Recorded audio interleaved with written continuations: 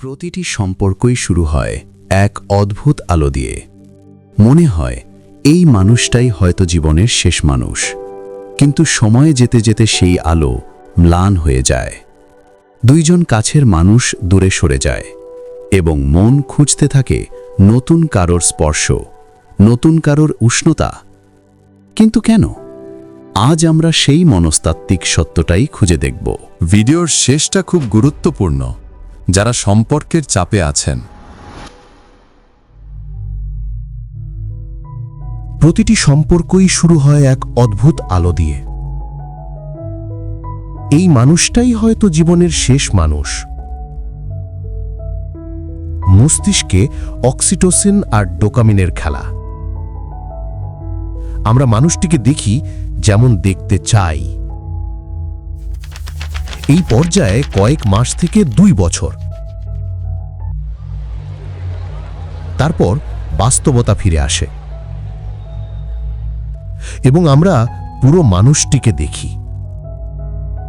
নতুনত্বে শিহরিত হয় না, এটা বিজ্ঞানভিত্তিক প্রসেস, হেডনিক অ্যাডাপশন। যে হাসি একসময় মন ভরাতো,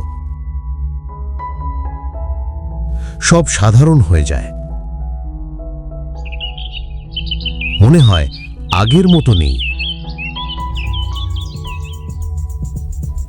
মনোযোগ কমতে থাকে। সম্পর্ক সেই সাথে সাথে দূরে সরতে থাকে। খুব কম সম্পর্কই বিশ্বাসঘাতকতায় ভাঙে আবেগীয় অপুষ্টিতে।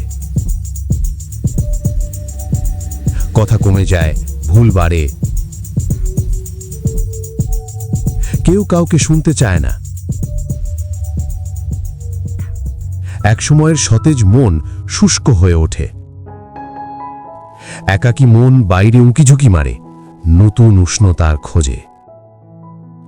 শরীর নয়, মন আগে মানুষ খুঁজে পায়। নতুন মানুষ পারফেক্ট মনে হয় কেন? কারণ তারা আমাদের অতীত জানে না,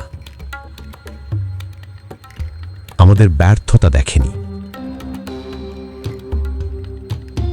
শুধু সেরা দিকটাই দেখে। এটা প্রজেকশন বায়াস। যেমন চাই তেমন দেখি। সে বাস্তব মানুষ নয়। এই ছবিটাই ভুল। নিজেকে না বদলালে, সঙ্গী বদলালেও সমস্যা বদলায় না। নতুন মানুষ প্রথমে আলাদা, কিন্তু শেষে একই। মানুষ বদল না হলে সম্পর্ক হয় না। চক্র চলতেই থাকে। নতুন উত্তেজনা, নতুন ভাঙন। কেউই পারফেক্ট নয়। তোমার বর্তমান সম্পর্ক টেকসই হতে পারে। যোগাযোগ, বোঝাপড়া, আবেগ। নতুন মানুষ সমান ভিন্ন মানুষ। ভিন্ন মানেই ঠিক নয়। সমস্যা সমাধান হয় নিজের ভেতরে। সম্পর্ক বাঁচে দুজনের চেষ্টায়। ভাঙে একজনের দূরত্বে। সময় দাও, বোঝো। ভালোবাসা ধরে রাখার শিল্প।